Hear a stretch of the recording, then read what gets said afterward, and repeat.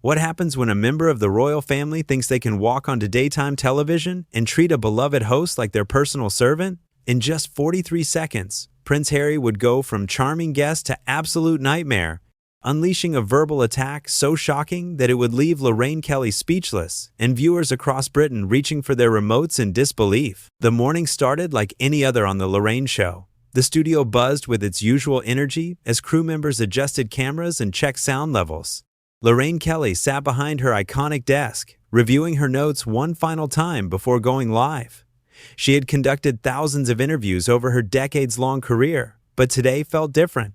Today, she would be sitting across from Prince Harry, and what should have been a routine promotional chat was about to become the most explosive television moment of her entire career. "Good morning, and welcome to Lorraine." She began with her trademark warm smile, her Scottish accent immediately putting viewers at ease across the nation. "I am absolutely delighted to be joined this morning by Prince Harry, who is here to discuss his latest charitable endeavors and his new life. Harry, thank you so much for being with us today." Prince Harry shifted in his chair, his posture already suggesting something was amiss. Gone was the easygoing demeanor the public had grown accustomed to seeing. Instead, there was a tension in his shoulders, a tightness around his eyes that Lorraine, with her years of experience reading guests, immediately picked up on. "Thank you for having me, Lorraine," he replied, though his tone lacked the warmth typically expected from such an exchange. Though I have to say, I was expecting a bit more from this setup. The green room was rather disappointing. Lorraine blinked, caught slightly off guard by the unexpected criticism. In all her years of hosting, she had rarely encountered a guest who opened with complaints about the facilities. But ever the professional, she maintained her composure and pressed forward with a gentle laugh. "Well, I do apologize if our accommodations weren't quite up to your usual standards," she said, her voice still carrying its characteristic warmth despite the odd beginning. "But I am sure our viewers are much more interested in hearing about the wonderful work you have been doing with your various charitable projects. Can you tell us about some of the initiatives you have been focusing on recently?" Harry's response was immediate and sharp, cutting through the studio air like a blade. "Actually, Lorraine, I think we need to address something first. I was told this interview would be conducted with proper respect for my position and status. Yet here I am, sitting in what feels like a budget afternoon talk show setup." The words hit Lorraine like a physical blow. In 40 years of broadcasting, she had never been spoken to with such blatant disrespect on her own show. The crew behind the cameras exchanged shocked glances, and even the usually steady camera operators seemed to falter for a moment. "I beg your pardon?" Lorraine managed, her professional mask slipping just slightly to reveal genuine confusion and hurt beneath. "Harry, I am not quite sure what you mean. We have always prided ourselves on providing a welcoming environment for all our guests, and this is the same studio setup we use for everyone, from Hollywood stars to world leaders." But Harry was not finished. His voice rose slightly, taking on an edge that made everyone in the studio uncomfortable. "That is exactly the problem, Lorraine. I should not be treated like everyone else. I am a member of the British royal family, whether I am working or not. There should be certain standards, certain protocols followed. The fact that I had to walk through the same entrance as your regular guests, sit in the same green room, use the same facilities, it is frankly insulting." The studio fell into an uncomfortable silence. Lorraine, who had built her career on making guests feel comfortable and audiences feel at home, found herself in completely uncharted territory. Her decades of experience had taught her to handle difficult guests with grace, but nothing had prepared her for this level of entitlement from someone who had once been beloved by the British public. "Harry," she said carefully, her voice steady despite the shock she was clearly feeling, "I want to make sure I understand what you are saying. Are you suggesting that you require special treatment because of your birth?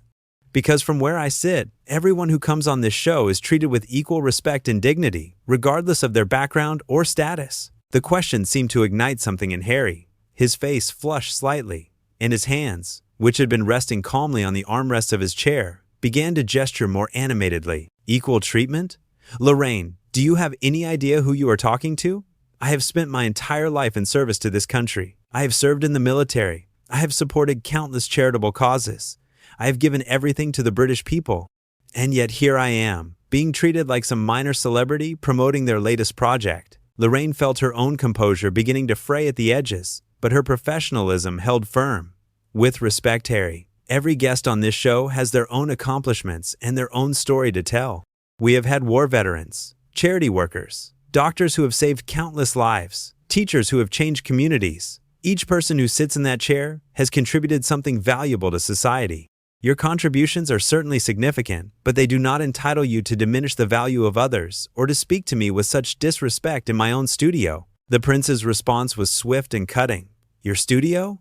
Lorraine, let me remind you of something. Without people like me, without the royal family, without the stories and the access we provide, shows like yours would not exist. You have built your career on the backs of people like me, interviewing us, discussing our lives, profiting from our stories. The least you could do is show some gratitude instead of lecturing me about respect." The accusation hung in the air like a toxic cloud. Lorraine had been in broadcasting long enough to know when a line had been crossed, and this was it. Her eyes, which had remained kind and patient throughout the exchange, now showed a flash of steel that longtime viewers would recognize as her limit being reached. "I need to stop you right there," she said, her voice taking on a firmness that commanded attention. "In 30 years of doing this job, I have never, and I mean never, built my career on anyone's back. I have worked every single day to earn the trust of viewers by conducting fair, honest interviews and by treating every single guest with the same level of professionalism and courtesy. If you believe that showing you basic human decency and expecting the same in return is somehow beneath your station, then perhaps you have forgotten what true service actually means." The words seemed to strike Harry like a physical blow, but instead of backing down, they only served to fuel his anger further. His face darkened, and for a moment, the carefully constructed public persona that he had maintained for years completely crumbled away, revealing something ugly underneath. "How dare you?" he said, his voice dropping to a dangerous whisper that somehow carried more menace than if he had shouted. "How dare you sit there and lecture me about service? You have no idea what I have sacrificed, what I have given up. You read from a teleprompter and ask softball questions to celebrities, and you think that gives you the right to judge me?" Lorraine felt every eye in the studio upon her. The crew, the producers, everyone was watching to see how she would handle this unprecedented situation. In her decades of broadcasting, she had faced down politicians trying to dodge questions, celebrities throwing tantrums, and even the occasional drunk guest, but nothing quite like this raw display of entitled fury from someone who should have known better. "Harry," she said, her voice remaining remarkably steady despite the tension crackling through the air, "I am not judging your service or your sacrifices. What I am addressing is the way you are choosing to conduct yourself right here, right now, in this moment. You came onto my show, and instead of engaging in the conversation we had planned, you have spent the entire time complaining about everything from the green room to the way you have been treated, despite the fact that you have been shown nothing but courtesy since you arrived." But Harry was beyond reason now, his royal training seemingly abandoned entirely. He leaned forward in his chair, pointing a finger directly at Lorraine in a gesture that would have been considered shocking from anyone, let alone a member of the royal family. "Courtesy?" he spat. "You call this courtesy? I should have been greeted personally by you when I arrived. There should have been proper security arrangements made. The car that picked me up was not even a proper luxury vehicle. Do you understand that I am taking time out of my incredibly busy schedule to appear on your little morning show? And this is how I am repaid?" The studio audience, which had been murmuring quietly among themselves, fell into complete silence. Even the most seasoned crew members, who had seen their share of dramatic moments over the years, stood frozen in disbelief. This was not the Prince Harry they thought they knew. This was not the man who had charmed the world with his military service and charitable work. Lorraine took a deep breath, and in that moment, she made a decision that would define not just this interview, but her entire legacy as a broadcaster. She was not going to back down, not going to coddle this behavior, not going to pretend that being born into royalty excused treating people with contempt. "Let me be very clear about something," she said, her Scottish accent becoming more pronounced as her emotions began to surface. "You are absolutely right that you took time out of your schedule to be here. And I took time out of my schedule to prepare for this interview, to research your projects, to think of thoughtful questions that would allow you to share your message with our viewers. My team took time to prepare the studio, to arrange the lighting, to make sure everything was perfect for your appearance." She paused, letting her words sink in before continuing with devastating calm.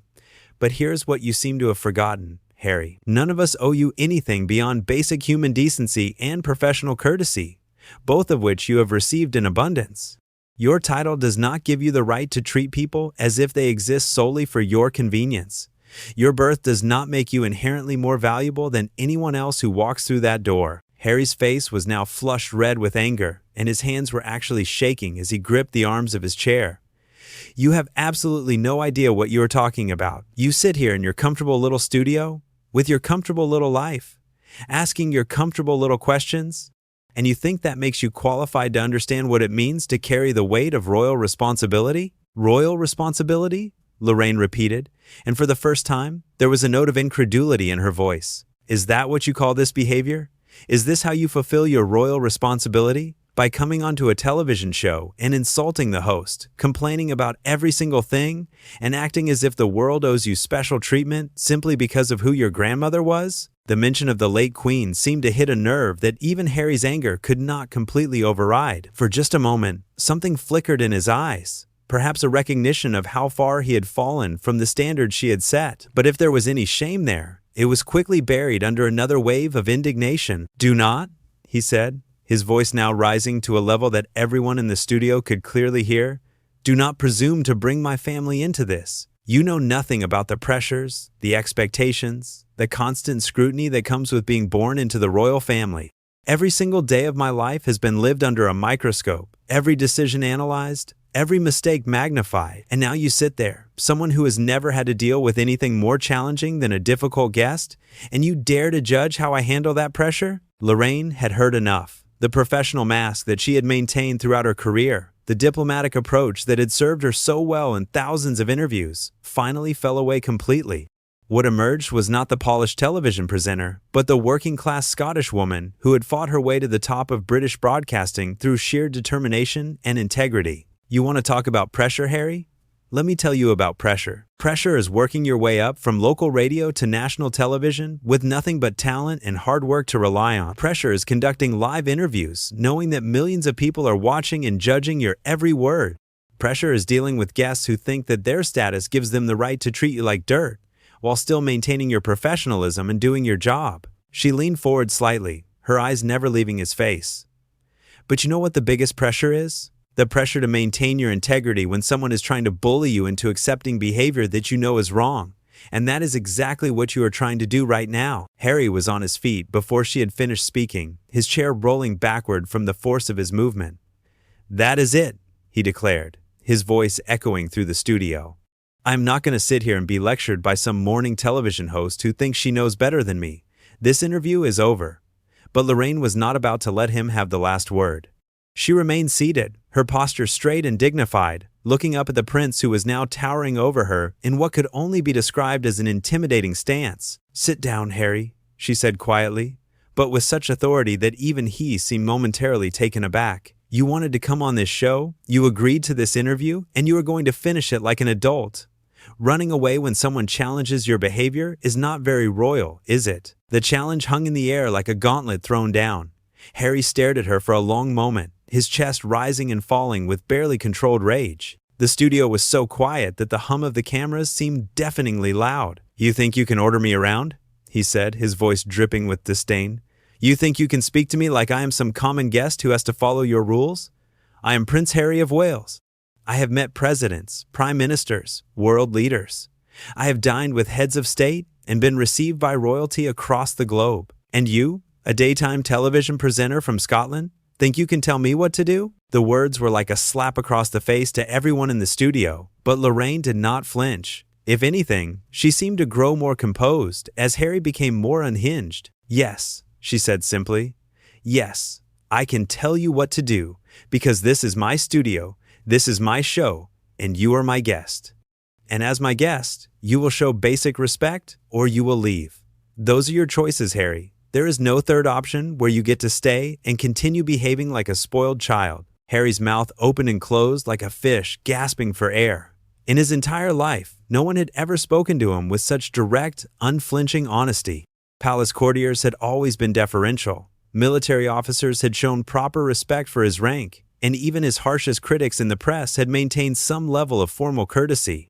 But here was Lorraine Kelly, sitting calmly in her chair, looking at him as if he were nothing more than an unruly teenager having a tantrum. "You have no idea who you are dealing with," he finally managed to say, his voice now taking on a threatening tone that made several crew members step back instinctively. "I could destroy your career with a single phone call. I could make sure you never work in television again. Do you understand that? Do you understand the kind of power and influence I still have?" The threat landed in the studio like a bomb, and for a moment, everyone held their breath.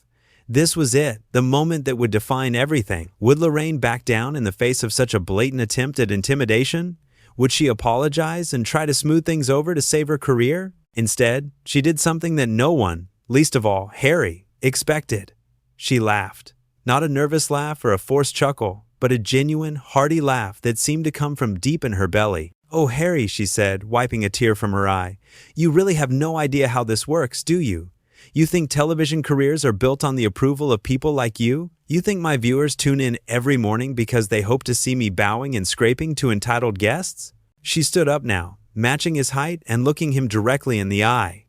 "Let me explain something to you about power. Real power. Real power is not inherited. It is not given to you because of who your parents were. Real power is earned through respect, through treating people with dignity, through building relationships based on mutual trust and understanding." Harry tried to interrupt, but Lorraine held up a hand that somehow commanded silence more effectively than any royal gesture ever could. "You want to know what real power looks like?" she continued, her voice growing stronger with each word. "Real power is sitting in that chair every morning and connecting with ordinary people who are facing extraordinary challenges. Real power is giving a voice to those who usually go unheard. Real power is building a career based on integrity and authenticity, not on accidents of birth." She moved closer to him, and despite the fact that he had several inches of height on her, he actually seemed to shrink back slightly. "And you know what the most powerful thing of all is, Harry? The power to look someone in the eye, someone who is trying to bully and intimidate you, and tell them exactly what you think of their behavior without fear or hesitation." Harry's face had gone through several color changes during her speech, finally settling on a pale white that made his earlier flush seem mild by comparison. When he spoke, his voice was shaking with barely controlled fury. "How dare you speak to me this way? How dare you stand there and lecture me about power and respect when you are nothing more than a provincial television presenter who got lucky? You will regret this, Lorraine. I promise you, you will regret every word you have just said." But Lorraine was not finished. She had spent 30 years in broadcasting, 30 years of being professional and diplomatic, and measured in her responses. Today, all of that was going out the window, and it felt absolutely liberating. "The only thing I regret," she said, her voice carrying the weight of decades of experience and wisdom, "is that it took this long for someone to tell you the truth about yourself. You came in here expecting to be treated like royalty, but you have behaved like anything but. You have been rude, entitled, demanding, and thoroughly unpleasant. You have insulted me, my staff, and this show, and now you are threatening me because I had the audacity to expect you to act like a decent human being." She walked over to her desk and pressed a button that every guest dreaded hearing. It was the signal to security, but more than that, it was the sound of a television career potentially ending in real time. "Security will escort you out now," she said with devastating calm. "This interview is over, not because you declared it to be, but because I am ending it. You are no longer welcome on this show. And frankly, after this display, I suspect you will not be welcome on many others either." Harry stood there for a moment, looking around the studio as if he could not quite believe what was happening. The crew members avoided his gaze, the cameras kept rolling, and Lorraine stood by her desk with the quiet dignity of someone who had just taken a stand for everything she believed in. When security arrived, Harry did not resist, but as he was being led toward the exit, he turned back one final time with a look of pure venom. "This is not over, Lorraine," he called out, his voice echoing through the studio. "You have no idea what you have just done." Lorraine watched him go, then turned back to the camera with the poise of a true professional. "Well," she said to the viewers at home, her warm smile returning as if nothing had happened, "that certainly was not what we had planned for this morning, but sometimes these things happen in live television." We will be right back after this break with a lovely segment about community gardens in Yorkshire. And with that, she sat back down at her desk, straightened her papers, and prepared to continue with her show as if she had not just made television history.